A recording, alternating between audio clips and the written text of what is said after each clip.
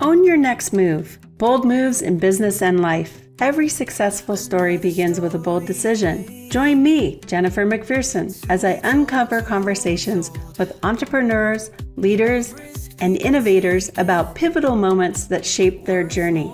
Authentic insights, inspiring lessons, and practical wisdom to help you own your own next.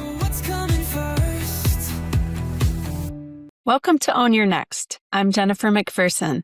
I didn't start my first business until I was 48. I spent decades behind the scenes and decided to give it a go at owning my own next move. Since then, I've built companies, navigated real setbacks, and learned firsthand that success is far more about mindset rather than timing, talent, or even luck. Today's guest is Devon Hayes, the co-founder at Elevation Marketing, a Denver-based digital marketing agency that helps contractors and home service-based businesses go through smart, data-driven marketing. She brings deep experience in SEO, digital strategy, and client education with a strong focus on building marketing roadmaps that drive long-term results.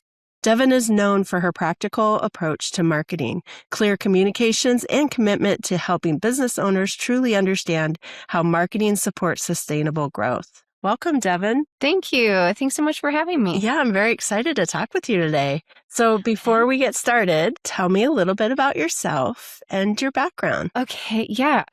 So I guess I live here in Denver, obviously, maybe not obviously. And, I was like one of those people that didn't know what they wanted to do in life. So, but I knew I wanted to travel and I loved the ocean. So I joined the Navy, and got a lot of technical experience. I worked as an IT on a ship and, did all the comms for that. Then decided that that was great, but long-term wanted to have just a regular family life. I kind of saw what that looked like from the military lens and decided that maybe college was the way forward. So did that. And then shortly after, I kind of fell into the construction and engineering industry, first as a business manager. And then I kind of my passion has always been kind of the more creative side of things, but an understanding analytics kind of backing how to be creative. Yeah. So I kind of married both worlds a little bit on the SEO side of marketing, but it was, a slow kind of graduation. And I just kind of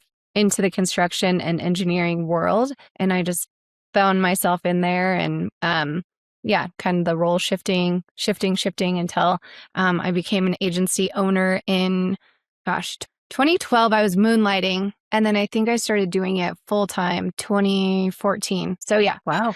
So that's a ride. That's what, 11 years if I can do math. That's great. Maybe 12, 10, 11, 12. Oh no. 12. 12. Yeah. Yeah. Like that. Yeah. Wow. Coming up. Cool. Yeah. I know. It's been a wild ride. So yeah, that's kind of that's the abbreviated version of my my background there. And then of course have a lovely husband, a dog, and two very wonderful boys who are 9 and 5. Fun. Boy mom. Yes. That's a great story. So my husband was in the Navy. He was on submarines in the Navy. Oh my gosh. And it's funny that you mentioned IT because he ended up going into IT after he got out of the Navy. So, oh my gosh, my ship was a submarine tender. So we tended all the submarines in the Pacific Fleet. So anything they needed, our ship's mission was to tend to the submarines. Really? So that is so great. That's so cool. So I'm curious about that. I don't know how that works. So does your ship go out to the submarine? Sometimes. Wherever it is? Or do you mostly work right in the port? Usually if you're working on it, it's in port. Uh-huh. We did a lot of work in Guam and then a ton in Japan, but we went to South Korea. We kind of went all over the place. And then we would do military exercises where we would do at sea refueling. Okay. Which was so cool to see and do. But they were, it was never it was more like an exercise, making sure they could if we needed to. Yeah. Yeah. So in port, it's what do they need fixed? What do they need more of? In comms, it was sometimes messages get distorted when they receive them underwater. So we would get to go in and provide those and help them. And so that was how I got to be involved with subs. But yeah. That's pretty interesting. Well, very cool. Before women were on subs. Yeah. Right. That was that wasn't, when did they start putting women on subs? Maybe like 10 years ago, maybe 5, something like that. I think so. I mean, I'm going to age myself, something like that. Yeah. I know, it's No, pretty, I know. it wasn't in the early 2000s, I'll tell you that. Oh my gosh. Well, that's a cool story, going from Navy into business owner, like over the years, kind of how it kind of, rolls into it is the cool story. So when you think back to your first years in business as a business owner, so once you went from just moonlighting to actually like, wow, this is the thing, I'm really doing this now. Yeah. What is something that you believed confidently at that time that you now know is like completely wrong? Ooh, I love this question. Okay. Well, let's see here. I confidently thought that I guess I could just do things like as the need came up, I would just do the thing. I would execute the ask, the request, no matter what it was. I was highly confident I could figure it out. Mm-hmm. And I was like, I don't need an SOP. I don't need any of that stuff. I just do it. I just do the work. And now I'm like, if I would have started forever ago building those SOPs, then I wouldn't have to spend all this time teaching every person, every hire. Oh, yeah. These like repeatable processes. So in my single person sole owner kind of mind, I was like, oh, I'll just do the thing. I'll just figure it out. Yeah. And so I guess, naively, I thought SOPs were like a massive waste of time. I was like, things are going to change, like systems will change, like how you do things are going to change. It's a waste of time to do an SOP. Yeah. Right. And then you're like, oh, you're never ready to hire. Yeah. Then it created so much more work now looking back. So they could have slightly been modified over time. Yeah. And then when automations came along, you would have had a list to just work with instead of like, first I have to invent the list and then we can work on the automation. Yeah. I'd have to actually, have time to go through the, 75 processes that now we have up here in my head and get them all down on paper. Yeah. Totally. Oh, I hear that. Yeah, that's that one. Yep. That one. That completely resonates with me. Right. So is there a moment in time that you can think about, you remember finally feeling like, I actually know what I'm doing now as an owner? Like, was that at the beginning? Ooh. Was that like 2 years ago? Is it last week? I mean, like, I'm still waiting for that moment. I think because every day, like especially in marketing and like digital marketing, like it changes every day. So I guess when you think you have it figured out, like something changes. So like your SOP changes or the tool you've been using changes or buyer behavior changes. So then everything that you thought as an owner that you had figured out about your like ideal client avatar, it changes because of the way they buy now and what's important to them. And then, so I guess the thing that maybe I feel like I have figured out is that, nothing lasts forever and you have to be flexible. Maybe that's what I've learned is always staying curious as an owner is going to make you more successful than thinking you have it figured out, maybe. Oh, yeah. Yeah, I agree with that. You have to stay curious. Yeah. And nimble and flexible, as you said. Like, you have to be flexible because there are so many things that change, not just in processes or whatnot, but like there's so much more to it than you ever think when you first start out. Like, there's HR. Like, what do you mean I can't just do XYZ? Well, no, you can't. There's rules. Yeah. Rules and oh my gosh. And I've had to learn. So my communication style, like I've learned is like really direct and I don't mean to. Like I'll read an email and I'll think, oh, that's really nice. And then I just answer the question. So I've had to learn that I like need to go back and add like the niceties up front, kind of that like, thank you so much. Like, how are you doing? Like, or whatever, maybe not that, but like I've learned that like with teammates, like even I don't mean to, but I just answer the I am and it just comes across like so direct that I didn't realize like how that felt on the other end of it. So that's like, but you saying HR made me think of like, oh my gosh, things I've had to like change even about like when we were smaller and it was just my partner and I. So Elevation Marketing, it started off as just me. And then about, oh my gosh, I think 6 years ago, going on 7, I can't remember. I merged with another agency, and that agency, they were paid media and content specialists. And she's like one of my best friends of all time. Her name's Amanda Joyce. She's like human gold. But when we merged, it was so cool because you have someone to like talk about client woes with, and then you're like, oh my God. Yeah, right. So it was great. But then as we started adding to our team, that whole like HR factor and someone that doesn't just inherently get you, you have to like, you want it to feel good to work here. Yeah. So of course it's an easy change for me to like modify that, but I still get it wrong sometimes. Yeah. Well, it is hard because you do, when you have other people other than just yourself or, somebody who you've worked with for a long time who is at the same level as an owner, that you're thinking vastly different than you are as an employee. So, just when you bring on people and understanding the different communication styles and like your own communication style, I think is super important. And it's not intuitive for us to be able to curve to somebody else's style. Or even understand, I can kind of be pushy and dominating a lot of the times because I'm always thinking like 5 steps ahead of this one step. And I'm like, I need this, it probably feels very demanding. And it's not, I'm not meaning for it to feel that way but just being aware of how you communicate, I think is so cool. That's great that you do that. Yeah. A nice step when you notice it and then then it's like, you can't unsee it. Doing it again. I'm doing it again. I'm sorry. Yeah. Oh my God. It's so fun.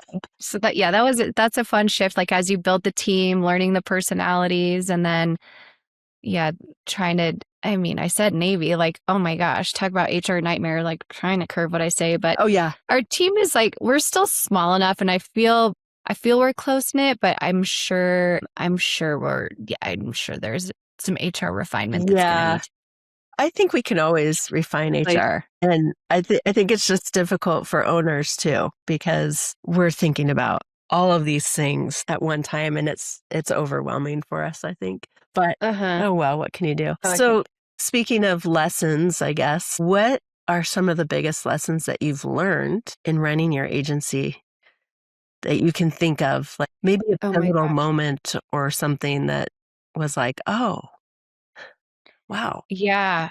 So we had a really, really, really bad hire. And we refer to this person as the wake of destruction. Oh my God. WAD we do not say the name, we say WAD. And it was a huge hire. It was our first 6-figure hire. This person was like intended to be an account manager. And this person had previously owned their own agency.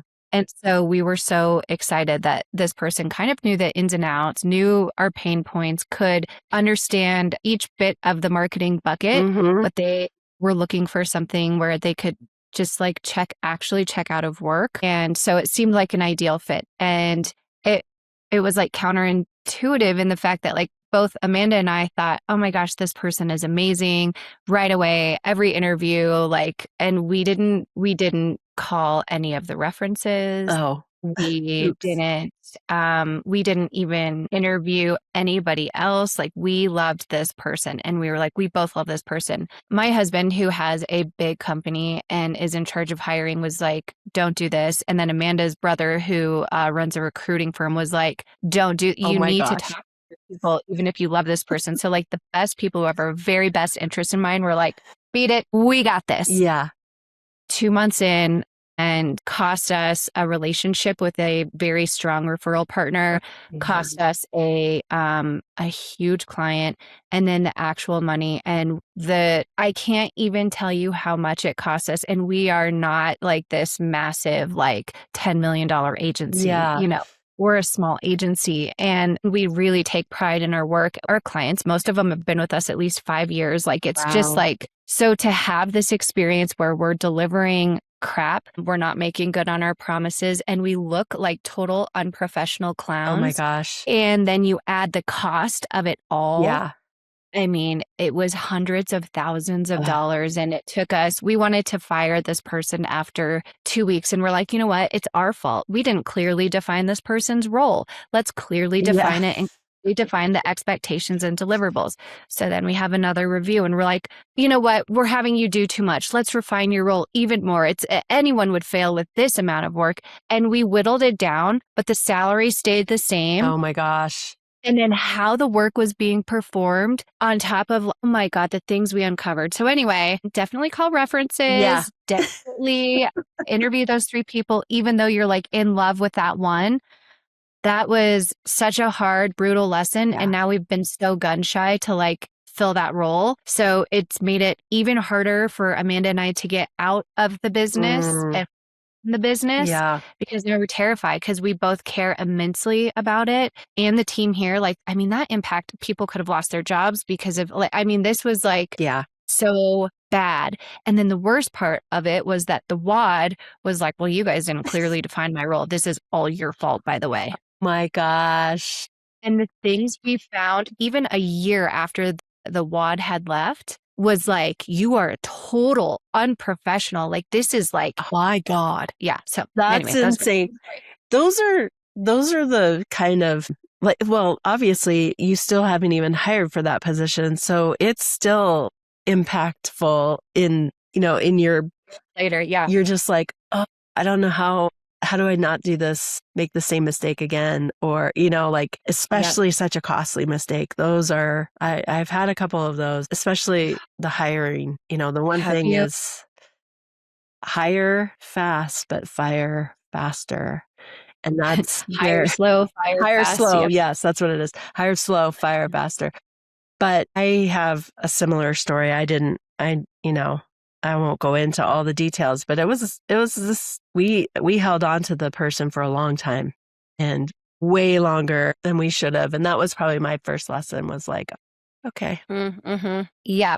You want to know how this one got fired? I accidentally emailed our IT, like, cybersecurity folks, and I was like, what other passwords need to be changed? And instead of CCing my partner, I CC'd the Wake of Destruction. And so she got the email and was like, well, I quit. I'm like, well, that actually worked out. I didn't have to pay unemployment. So that's nice. That is nice. That's good. But yeah. I was like, I think you meant to send this to Amanda. You're like, just kidding. I just am trying to put passwords in the spreadsheet, the master spreadsheet. Change everything immediately. Recall. We can't recall it. She already opened it. And replied. I'm just reliving that feeling where I was like, but this was after like a huge thing that had happened and I hadn't slept. So it was like probably 5 o'clock in the morning, Saturday, after staying up all night, like Friday night, just like tormented, because you keep, especially a big hire like that, and we hadn't done it. It's like, okay, it must be my inexperience with this. It must be the responsibilities I outlined. It must be like you would like inherently, I always think it's me before I ever think it's somebody else. So I'm like, I need to fix this. Let me work through it. It'll be better on the other side. We'll get over it. We'll get through that. I should have listened like after those first 2 weeks where it was like, what the fuck? Is going on, Seriously. I hear you. I hear you on that. Oh my God. But it's hard. I think for me, that's the most difficult part of this job is the people part. Truly. Yeah. So I think our takeaway was we decided to hire from within. Going along with like the people part is we just having someone kind of grow into a role, like learning their capabilities and learning their strengths and weaknesses was better. Because I think maybe in another world, the WAD had the skill sets and this person was great to be client facing. Like if you ask a fish to climb a tree, right? That whole saying, they're going to fail. So I think we just learned that we need to work with someone before we would ever put them in that position. Yeah, I think that's always a smart move. Yeah. Did you learn that? I did learn it the hard way, actually, twice. Yeah, twice. Oh, I mean, I'm so sorry. Yeah. Oof. Yeah, it was twice. And I will say that the last time we hired somebody, I was in the interview, but I did not make the decision. I left the decision up to, this was me trying to act as an owner, and instead of working in the business, I'm working on the business. So, we interviewed 3 candidates, and there's several of us that interviewed. And I just said, this is up to you. This is your hire. These are my thoughts, positive and negative, on each person. You decide, because I'm not working with the person very much. You're going to be working with them. So that was the best thing I ever did, because I think, I just don't think I have always made the best choices. I am impulsive, and, I like to think that I can take somebody and in my head put them in this spot, and maybe they don't fit in that spot, but I'm always like, well, I can make them fit there. I know I can. Yeah. Why do you do that? I don't know. I don't know why I do that. But anyways, that was my lesson. But so I have another question about AI. Ooh, yeah. So what is your opinion about AI? Like, honestly, like, what was your first reaction? Like, when AI starts coming on the scene? I know it's been around for a long time-ish, sort of, a lot longer than what people think, but really in the last, 4 or 5 years, especially in the last 2, it's really exploded. So what's your opinion? Like, are you curious, skeptic, excited? Yeah. So I feel like with AI as an agency owner, there's like 2 hats, right? There's the, how can it help the agency itself? And then there's the, okay, we focus on online visibility. So how do we need to integrate AI, or is it doomsday? Like, I see a lot of agency owners kind of freaking out about it, but to me, I don't have that fear at all, because even if AI can, let's say, like, build a website, you still need someone giving the prompt, giving the command, reviewing it, looking over it, adding the copy, adding your unique images. Like, you still need someone to do that. And what, excuse me, what we do as marketers, we're not like, all Mensa members here. Anybody can do it. The problem is that people don't make time to do it, which is why they hire an agency. They could do it. They could figure it out, but they don't. Yeah. So even as refined as like AI gets, and I'm just not worried about it. We've seen at first all of the AI content that came out, and those sites, and that content was ranking better than human content. Then Google figured out what was AI written and then started penalizing it, because now it's too much and humans can tell, and they feel like that impacted the user experience. So then they refined their algorithm, and it changed. And so then people refined the content and refined the prompts. And so, like, I don't know. So I'm not worried about it. I think it's great. I think it's going to keep agency pricing like modest and a bit lower, because there are more, we don't need to spend as many hours like pulling reports and things like that when there's these great dashboards. And clients, they might even, they might opt out of live reportings, because they can just take your dashboard and reports, which a lot of clients in the past had complained, like, it's charts and graphs. I don't know what this means. I don't see the value. And they can just upload it to Chat GPT or Perplexity, whatever they use, and have it analyze what's working, what's not, and what's good and what's bad, right? So there's like, I like it. We're working on becoming a hybrid agency, which is, we're having a lot of automations in place from AI.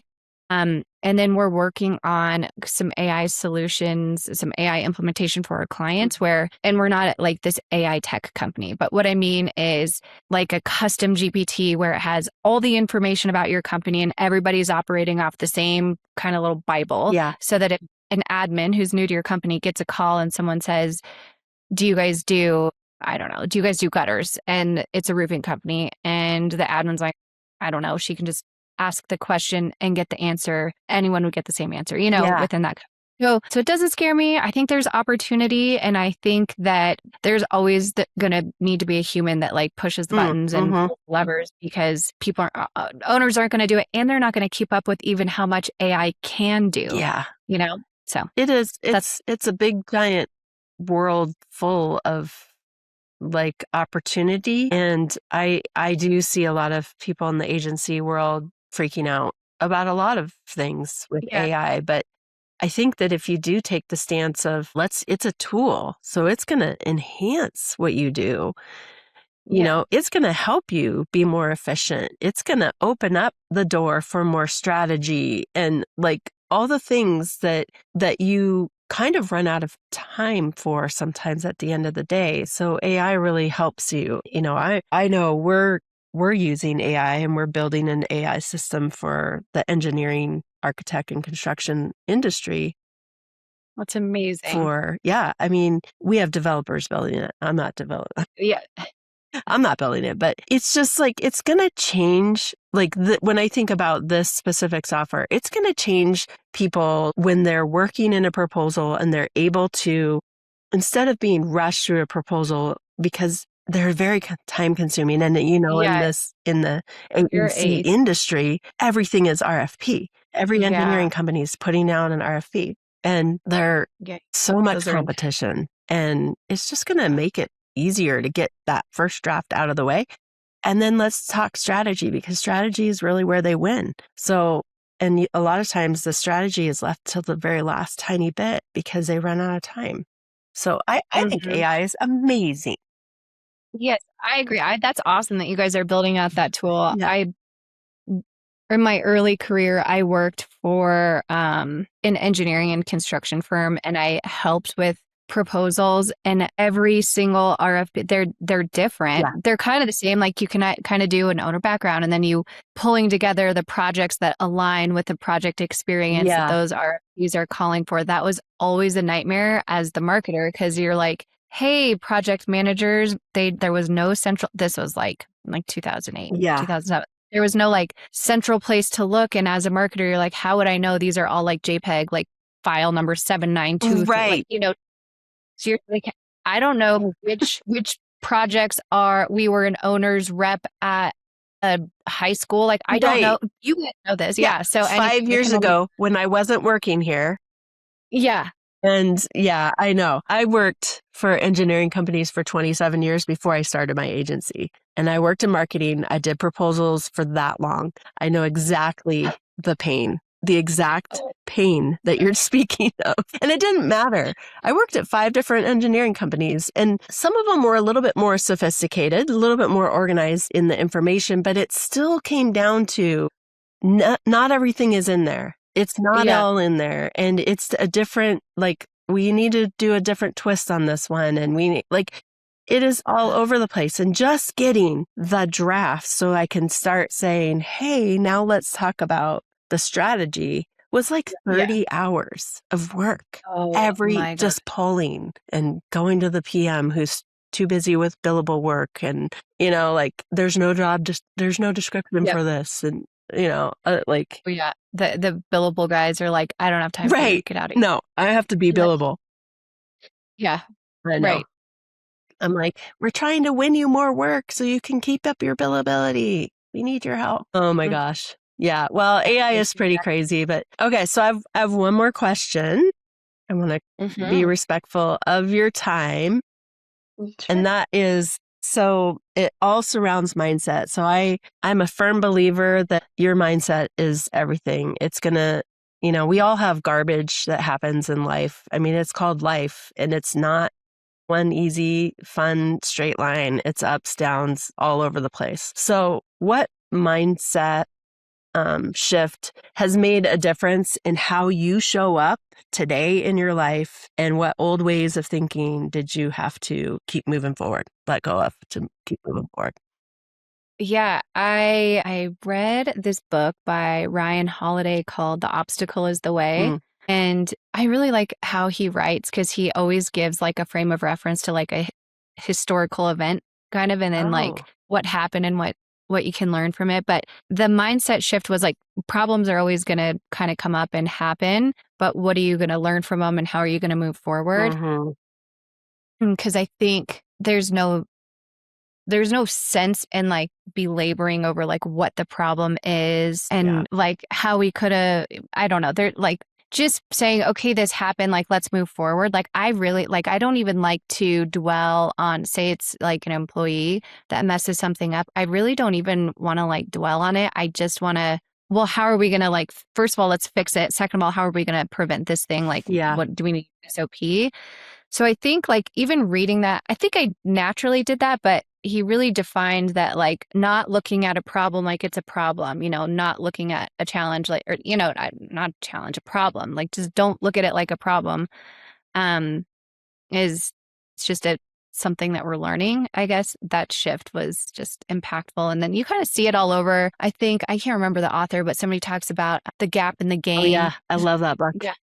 Yeah. Same, right? It Same saved idea. my life. Yeah. Like, and that's a positivity thing. It is. Right. But it kind of, I feel like it kind of goes here too, because it's just like, if you just focus on the obstacle, then you're living in the gap versus like the gain. All right. The gain is now we have an SOP and that's never going to happen again. Right. Cool. Exactly. Exactly. Yeah. Oh, I love that book. I love that.